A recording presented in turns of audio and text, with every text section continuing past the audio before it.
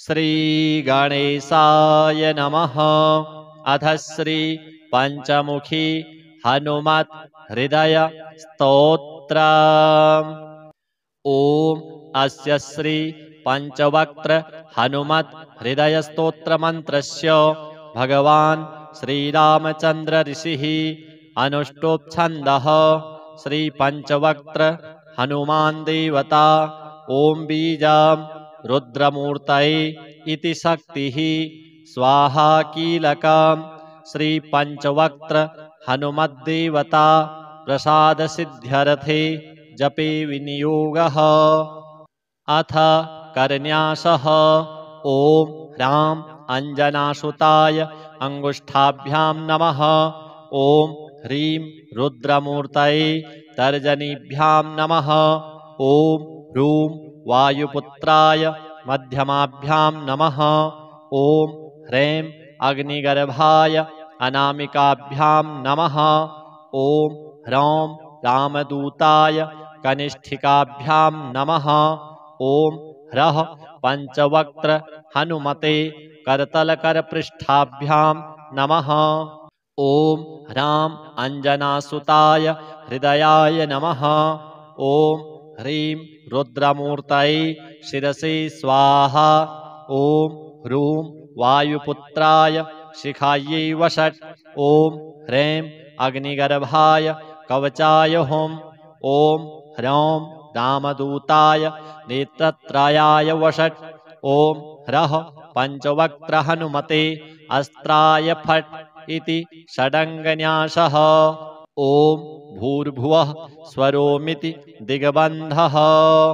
ध्यानम् ध्यायेद्बालदिवाकरद्युतिनिभं देवारिदर्पापहम् देवेन्द्रप्रमुखैः प्रशस्तयशसं देदीप्यमानं ऋचा सुग्रीवादिसमस्तवानरयुतं सुव्यक्ततत्त्वप्रियं संरक्तारुणलोचनं पवनजं पीताम्बरालङ्कृतम्।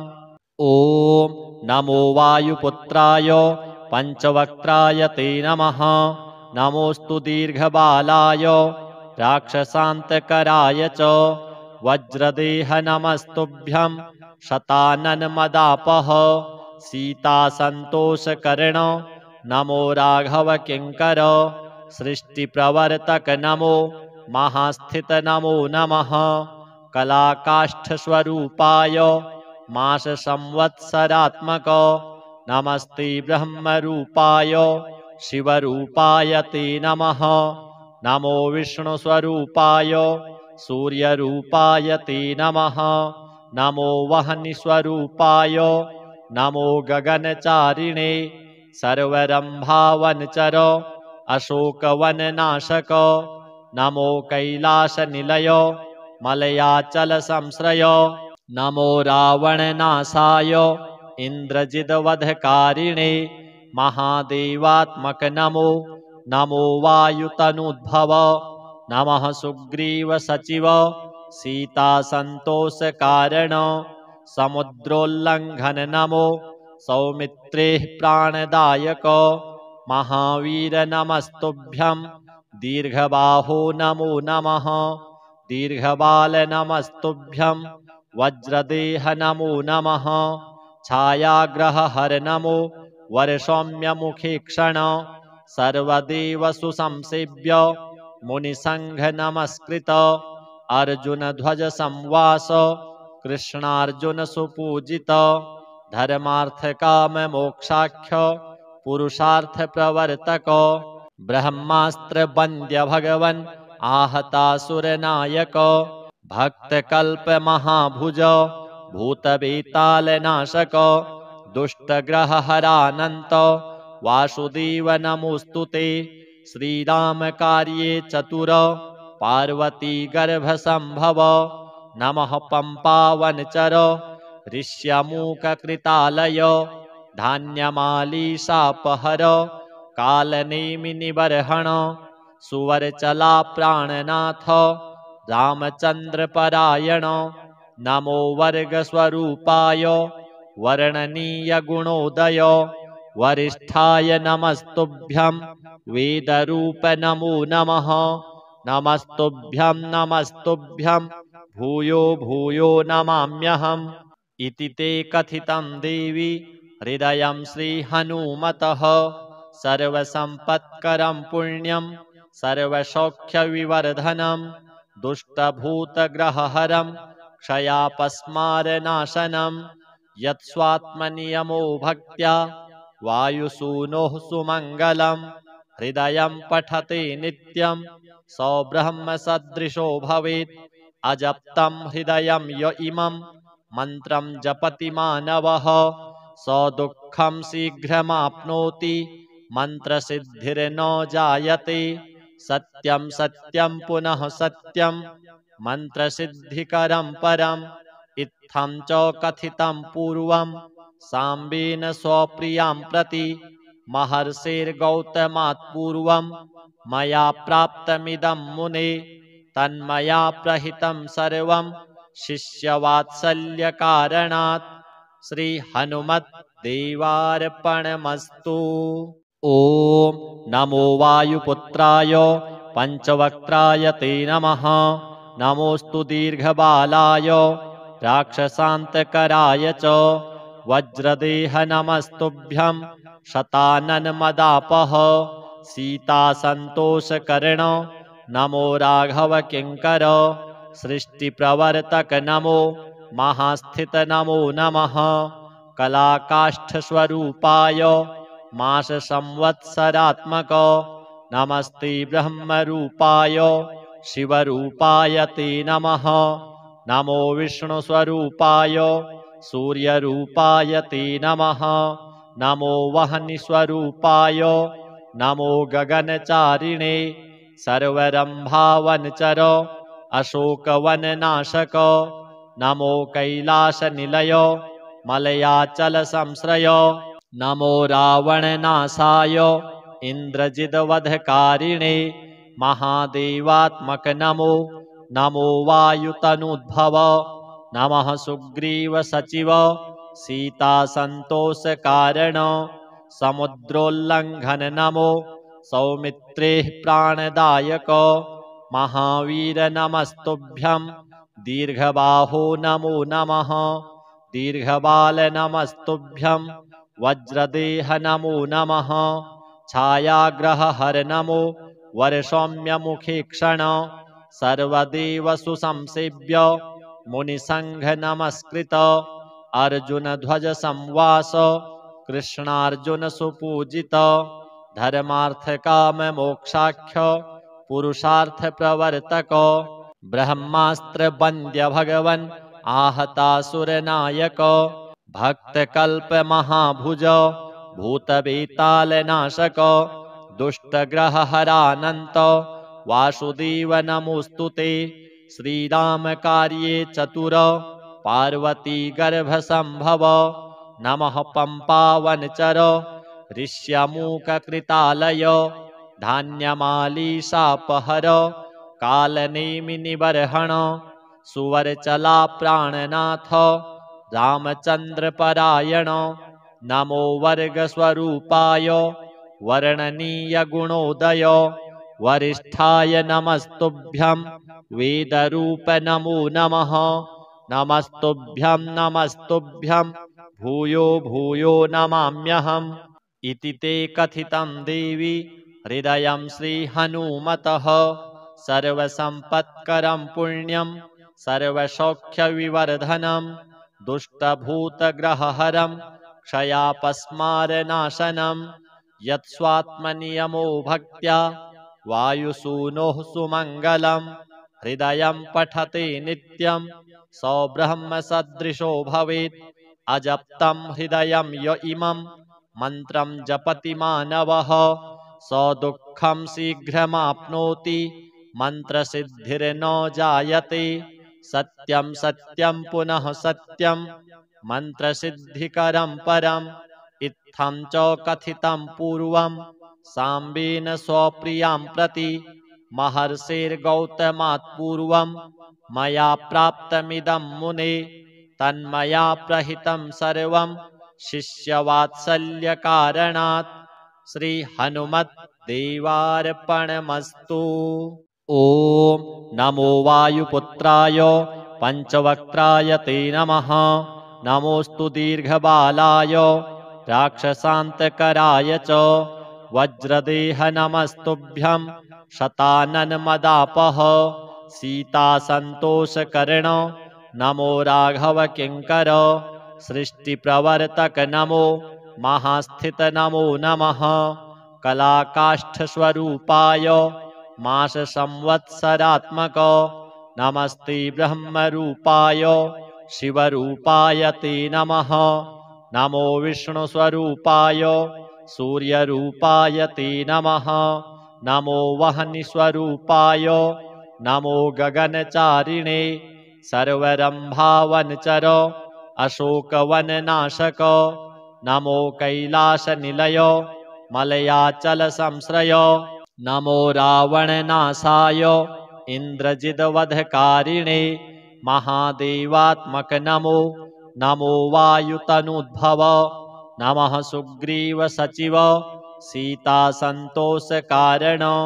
समुद्रोल्लङ्घन नमो सौमित्रेः प्राणदायक महावीर नमस्तुभ्यं दीर्घबाहो नमो नमः दीर्घबाल नमस्तुभ्यं वज्रदेह नमो नमः छायाग्रहहर नमो वरसौम्यमुखे क्षण सर्वदेवसु संसेव्य मुनिसंघ नमस्कृत अर्जुनध्वज संवास कृष्णार्जुन सुपूजित धर्मार्थकाम मोक्षाख्य पुरुषार्थ प्रवर्तक ब्रह्मास्त्र वन्द्य भगवन् आहतासुरनायक भक्तकल्प महाभुज भूतवेतालनाशक दुष्टग्रहहरानन्त वासुदेव नमोस्तुते श्रीराम कार्ये चतुर पार्वती गर्भसंभव नमः पंपावनचर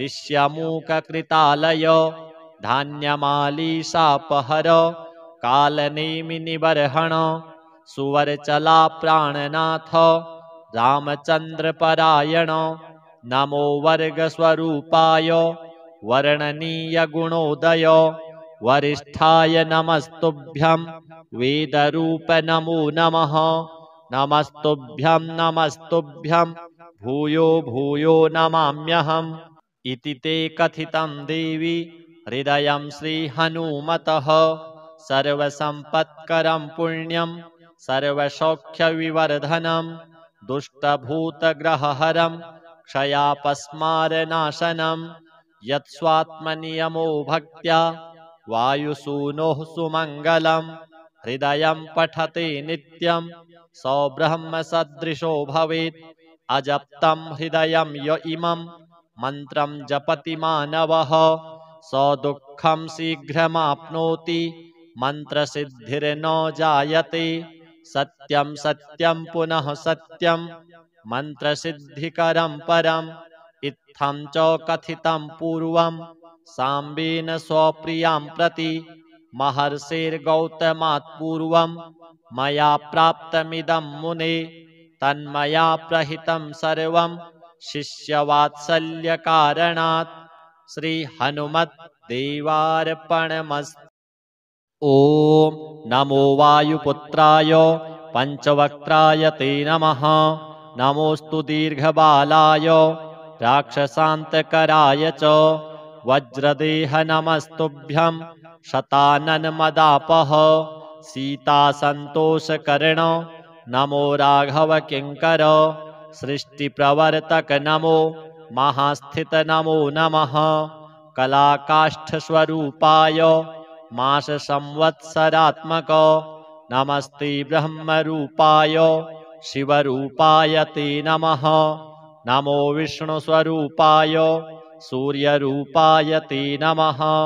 नमो वह्निस्वरूपाय नमो गगनचारिणे सर्वरम्भावनचर अशोकवननाशक नमो कैलासनिलय मलयाचलसंश्रय नमो रावणनाशाय इन्द्रजिद्वधकारिणे महादेवात्मक नमो नमो वायुतनुद्भव नमः सुग्रीव सचिव सीता संतोष कारण समुद्रोल्लंघन नमो सौमित्रे प्राणदायक महावीर नमस्तुभ्यं दीर्घबाहो नमो नमः दीर्घबाल नमस्तुभ्यं वज्रदेह नमो नमः छायाग्रह हर नमो वरसौम्य मुखे क्षण सर्वदेव सुसंसेव्य मुनिसंघ नमस्कृत अर्जुन ध्वज संवास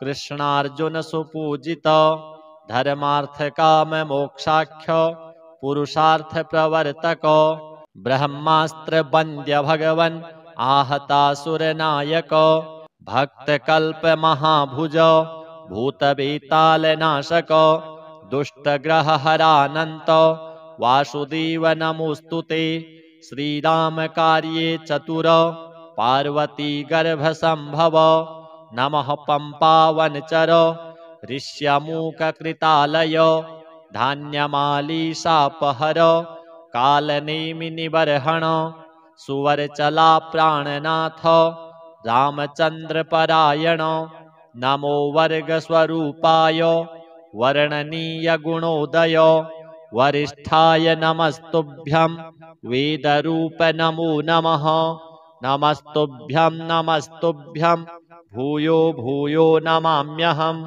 इति ते कथितं देवी हृदयं श्रीहनुमतः सर्वसम्पत्करं पुण्यं सर्वसौख्यविवर्धनं दुष्टभूतग्रहहरं क्षयापस्मारनाशनं यत्स्वात्मनियमो भक्त्या वायुसूनोः सुमङ्गलं हृदयं पठते नित्यं सौब्रह्मसदृशो भवेत् अजप्तं हृदयं य इमं मन्त्रं जपति मानवः सदुःखं शीघ्रमाप्नोति मन्त्रसिद्धिर्न जायते सत्यं सत्यं पुनः सत्यं मन्त्रसिद्धिकरं परम् इत्थं च कथितं पूर्वं साम्बेन स्वप्रियां प्रति महर्षिर्गौतमात् पूर्वं मया प्राप्तमिदं मुने तन्मया प्रहितं सर्वं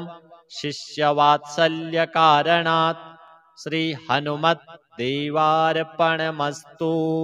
ओम नमो वायुपुत्राय पंचवक्त्राय ते नमः नमोस्तु दीर्घबालाय राक्षसान्तकराय च वज्रदेह नमस्तुभ्यं शताननमदापः सीतासन्तोषकर्ण नमो राघव किङ्कर सृष्टिप्रवर्तक नमो महास्थित नमो नमः कलाकाष्ठस्वरूपाय मास संवत्सरात्मक नमस्ते ब्रह्मरूपाय शिवरूपाय ते नमः नमो विष्णुस्वरूपाय सूर्यरूपाय ते नमः नमो वह्निस्वरूपाय नमो गगनचारिणे सर्वरंभावनचर अशोकवननाशक नमो कैलासनिलय मलयाचल संश्रय नमो रावणनाशाय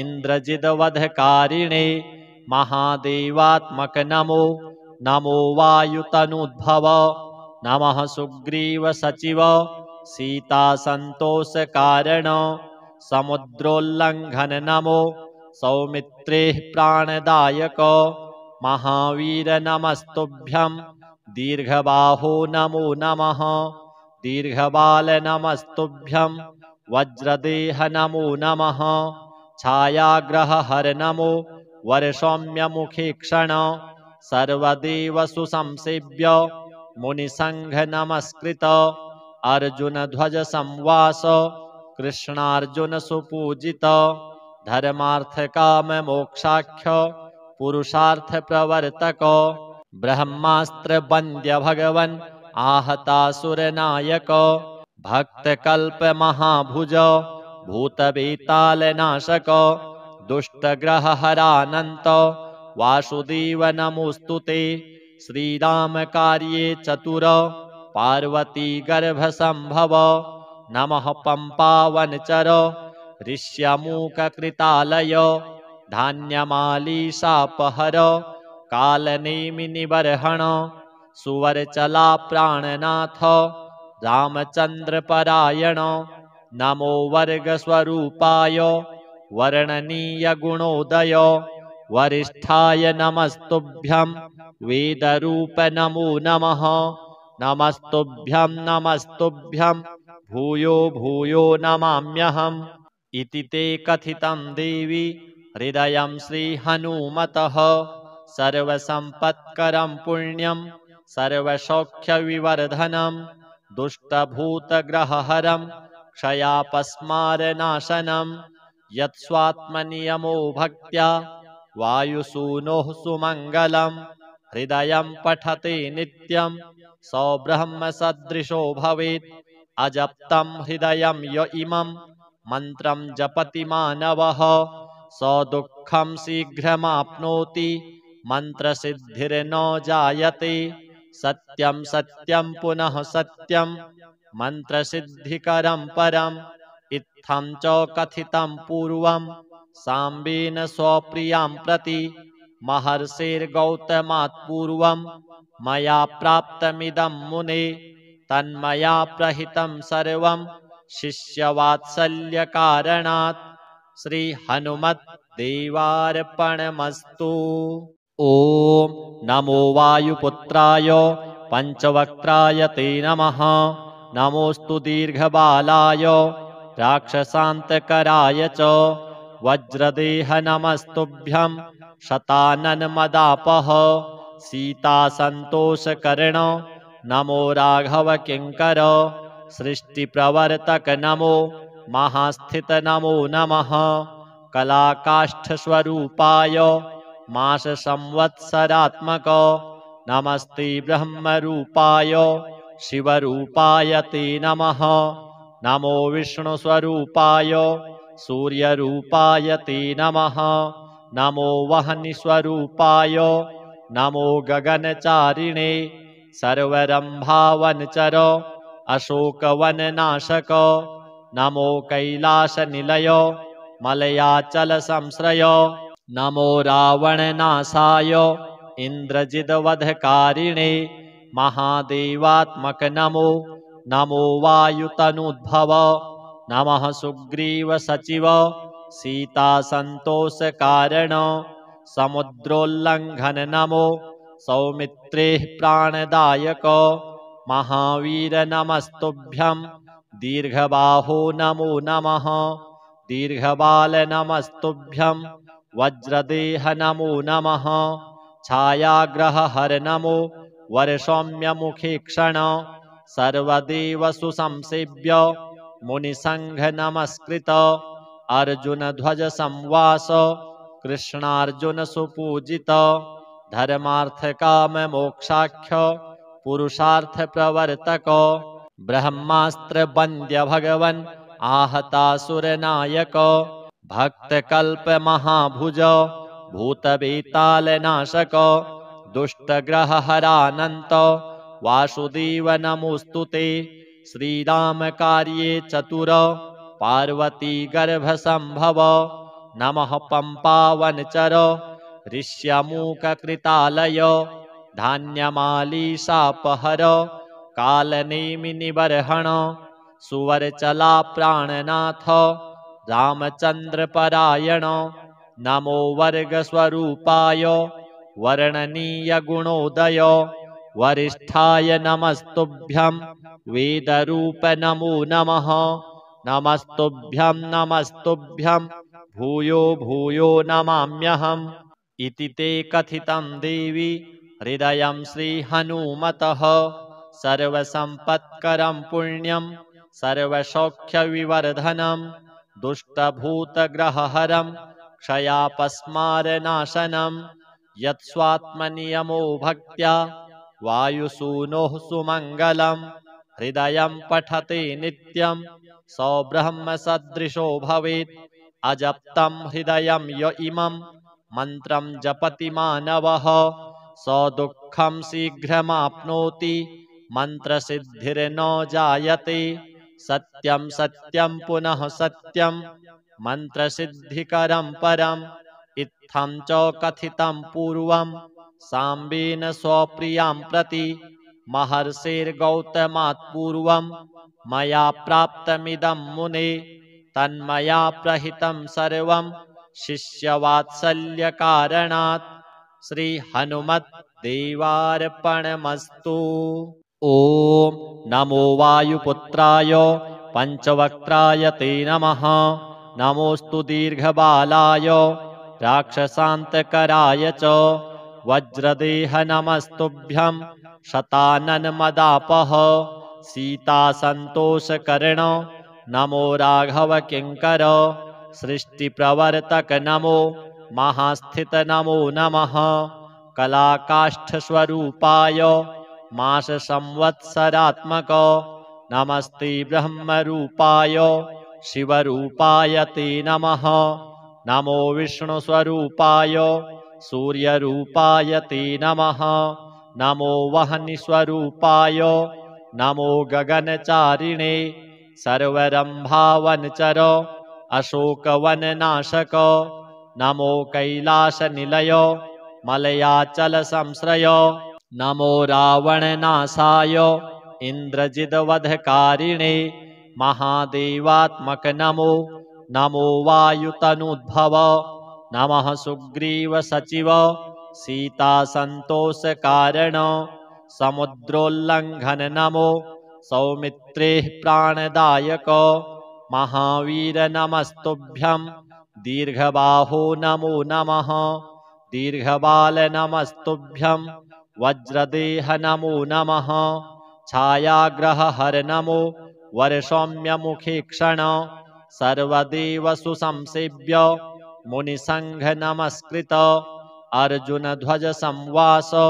कृष्णार्जुन सुपूजित धर्मार्थ काम मोक्षाख्य पुरुषार्थ प्रवर्तक ब्रह्मास्त्र वन्द्य भगवन् आहतासुर नायक भक्त कल्प महाभुज भूतवेताल नाशक दुष्टग्रह हरानंत वासुदेव नमोस्तुते श्रीराम कार्ये चतुर पार्वती गर्भ संभव नमः पंपावनचर ऋष्यमूक कृतालय धान्यमालीशापहर कालनेमिनिबर्हण सुवरचला प्राणनाथ रामचंद्र परायण नमो वर्गस्वरूपाय वर्णनीय गुणोदय वरिष्ठाय नमस्तुभ्यं वेदरूप नमो नमः नमस्तुभ्यं नमस्तुभ्यं भूयो भूयो नमाम्यहम्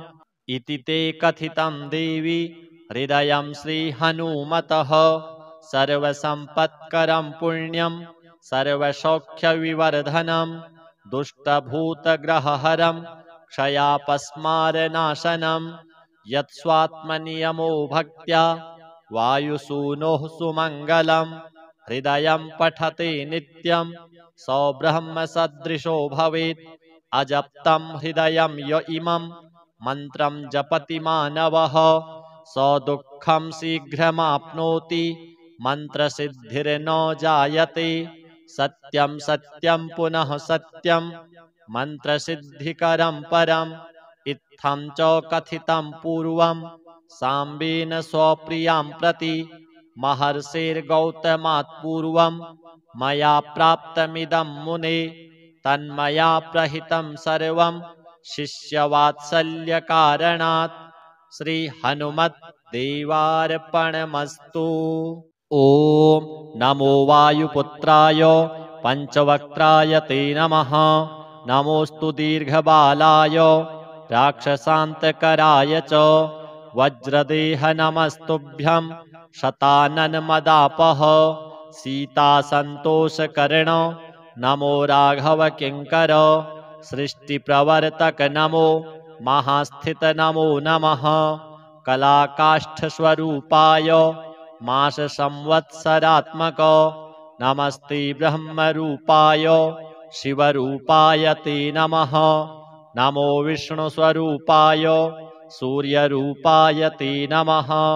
नमो वह्निस्वरूपाय नमो गगनचारिणे सर्वरम्भावनचर अशोकवननाशक नमो कैलासनिलय मलयाचलसंश्रय नमो रावणनाशाय इन्द्रजिद्वधकारिणे महादेवात्मक नमो नमो वायुतनुद्भव नमः सुग्रीवसचिव सीतासन्तोषकारण समुद्रोल्लङ्घन नमो सौमित्रेः प्राणदायक महावीर नमस्तुभ्यं दीर्घबाहो नमो नमः दीर्घबाल नमस्तुभ्यं वज्रदेह नमो नमः छायाग्रहहर नमो वरसौम्यमुखे क्षण सर्वदेवसु संसेव्य मुनिसंघ नमस्कृत अर्जुन ध्वज संवास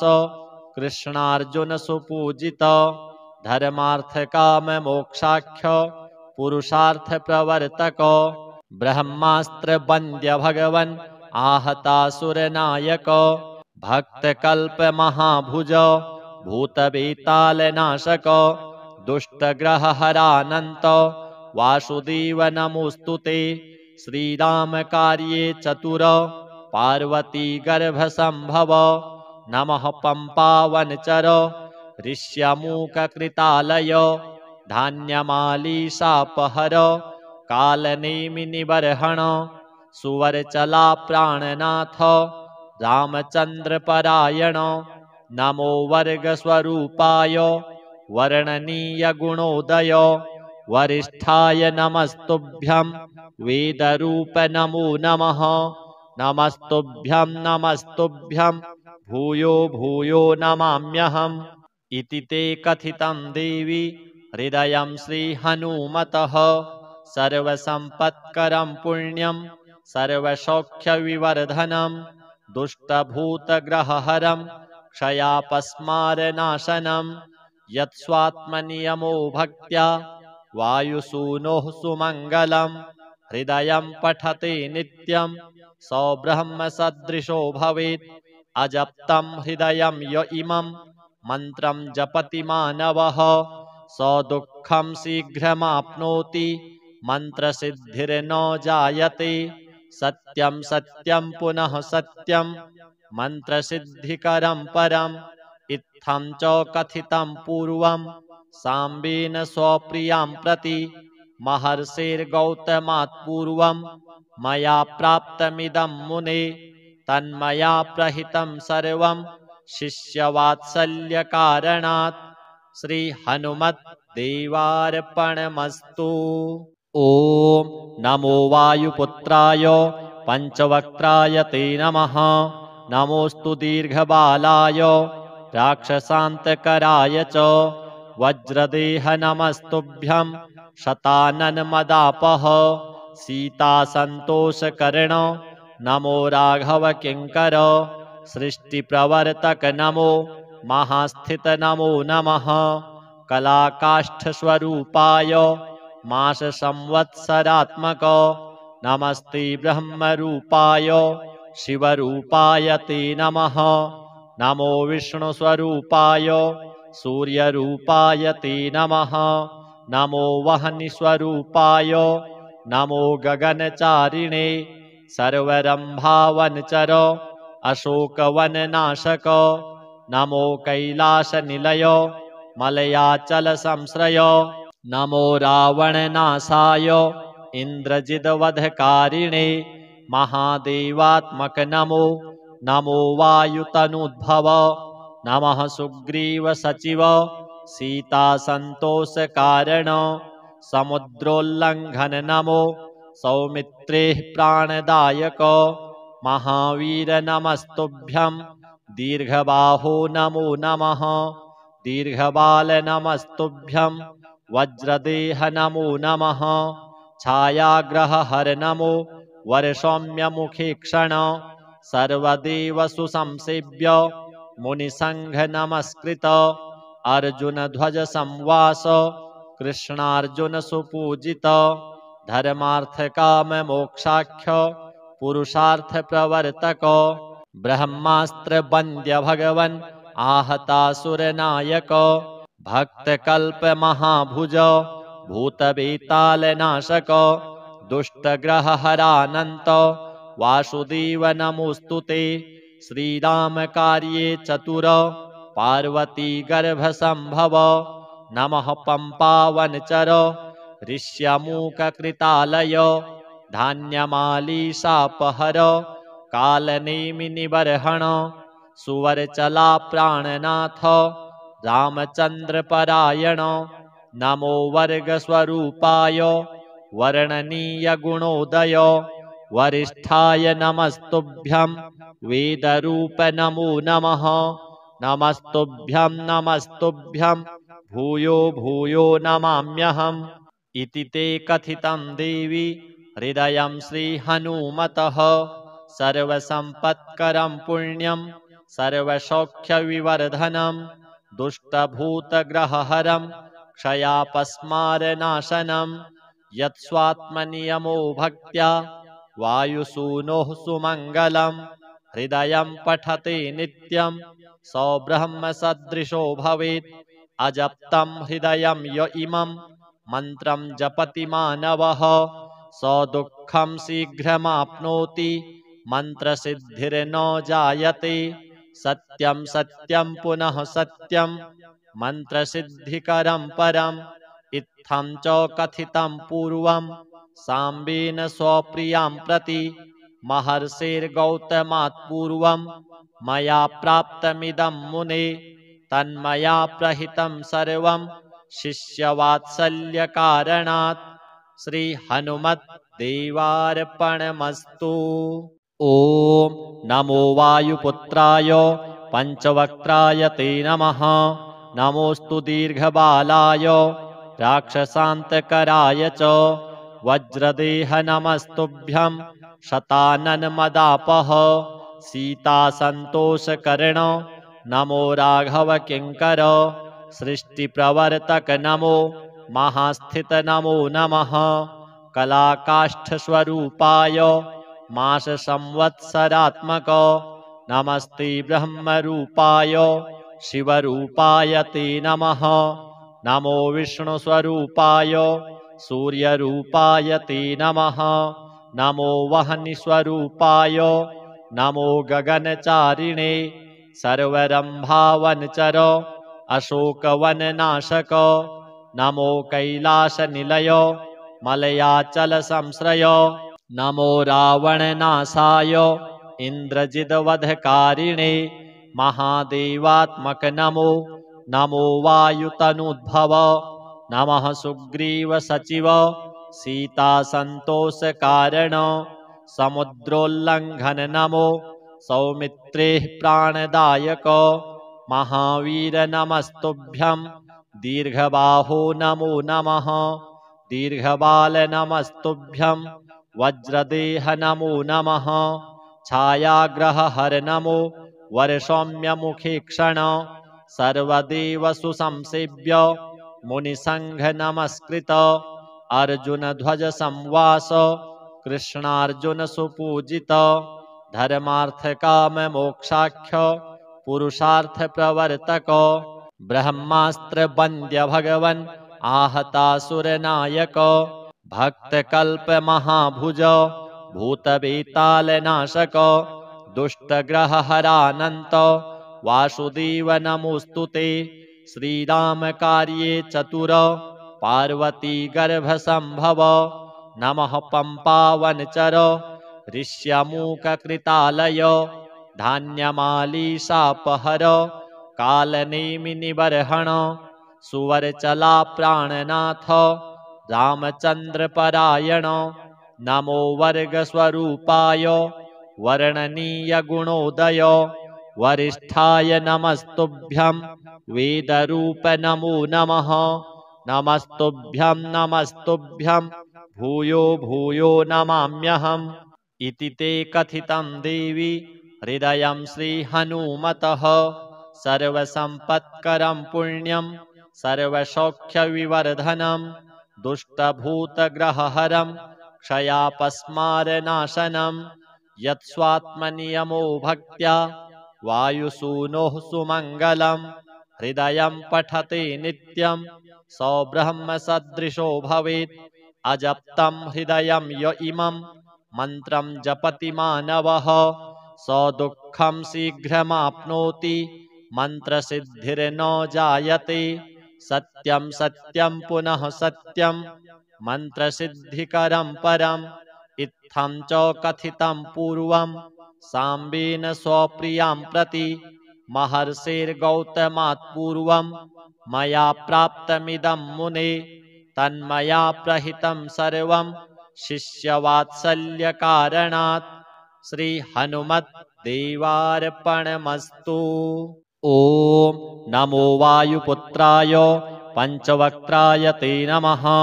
नमोस्तु दीर्घबालाय राक्षसान्तकराय च वज्रदेह नमस्तुभ्यं शताननमदापः सीतासन्तोषकर्ण नमो राघव किङ्कर सृष्टिप्रवर्तक नमो महास्थित नमो नमः।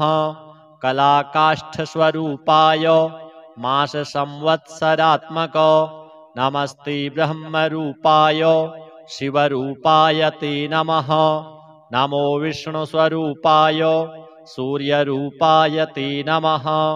नमो वह्निस्वरूपाय नमो गगनचारिणे सर्वरम्भावनचर अशोकवननाशक नमो कैलासनिलय मलयाचलसंश्रय नमो रावणनाशाय इन्द्रजिद्वधकारिणे महादेवात्मक नमो।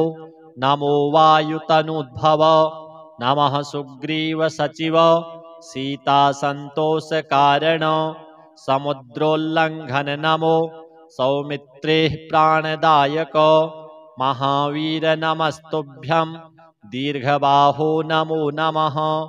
दीर्घबाल नमस्तुभ्यं वज्रदेह नमो नमः। छायाग्रहहर नमो वरसौम्यमुखे क्षण सर्वदेवसु संसेव्य मुनिसंघ नमस्कृत अर्जुनध्वज संवास कृष्णार्जुन सुपूजित धर्मार्थकाम मोक्षाख्य पुरुषार्थ प्रवर्तक ब्रह्मास्त्र वन्द्य भगवन् आहतासुरनायक भक्तकल्प महाभुज भूतवेतालनाशक दुष्टग्रहहरानन्त वासुदेव नमोस्तुते। श्रीराम कार्ये चतुर पार्वती गर्भसंभव नमः पंपावनचर ऋष्यमूककृतालय धान्यमालीशापहर कालनेमिनिबर्हण सुवरचला प्राणनाथ रामचन्द्रपरायण नमो वर्गस्वरूपाय वर्णनीयगुणोदय वरिष्ठाय नमस्तुभ्यं वेदरूप नमो नमः। नमस्तुभ्यं नमस्तुभ्यं भूयो भूयो नमाम्यहम्। इति ते कथितं देवी हृदयं श्रीहनुमतः सर्वसम्पत्करं पुण्यं सर्वसौख्यविवर्धनं दुष्टभूतग्रहहरं क्षयापस्मारनाशनं यत्स्वात्मनियमो भक्त्या वायुसूनोः सुमङ्गलं हृदयं पठते नित्यं स ब्रह्मसदृशो भवेत्। अजप्तं हृदयं य इमं मन्त्रं जपति मानवः स दुःखं शीघ्रमाप्नोति मन्त्रसिद्धिर्न जायते। सत्यं सत्यं पुनः सत्यं मन्त्रसिद्धिकरं परम् इत्थं च कथितं पूर्वं साम्बेन स्वप्रियां प्रति महर्षिर्गौतमात् पूर्वं मया प्राप्तमिदं मुने तन्मया प्रहितं सर्वं शिष्यवात्सल्यकारणात्।